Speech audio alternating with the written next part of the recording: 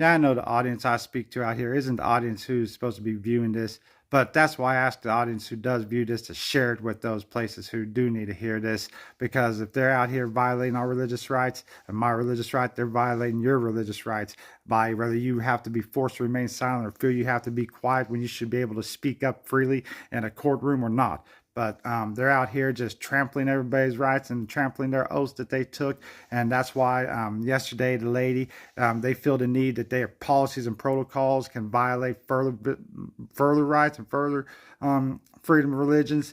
And that's why I had to speak up. And when I told her to go get her manager, because she obviously wanted to change the rules and change everything around after we already had everything set, she went and got her manager, and her manager, while she's on the phone with him, thinking he was in the background, not hearing me or her, then she wanted to come back in the room and start yelling and screaming at me.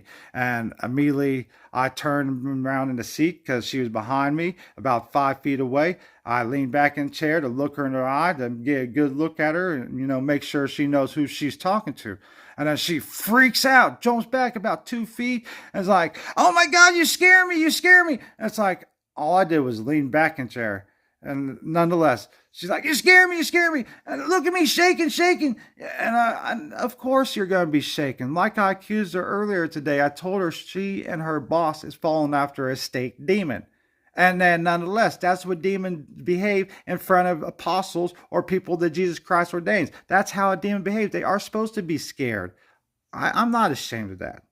I'm okay with that. She needs to get over herself so she can maybe repel that demon state so, we can get on the same page. But she doesn't want to get paid. She wants to go to hell. That's fine. That's her problem. She can choose a corner and all of them along the same time because that's who violated religious right in the very beginning back on Saturday. So nonetheless, if they're too lazy to drive 5 minutes away when I was driving 50 miles away, that's not my problem. That just means they're cretin, liars, and lazy, and gluttons. So nonetheless, out of this whole situation, I'm going to say I did get 2 lives out of this. With the 1 death, I received an elephant plant with a little welcome tractor, and then a Boston fern plant.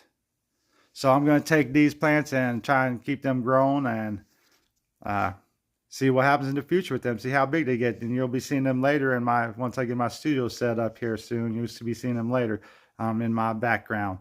But nonetheless, also, we do have a hefty bill with this death. So if you could leave a comment below if you want to help us out, and I'll send you the information. I'm also going to leave the link for the obituary.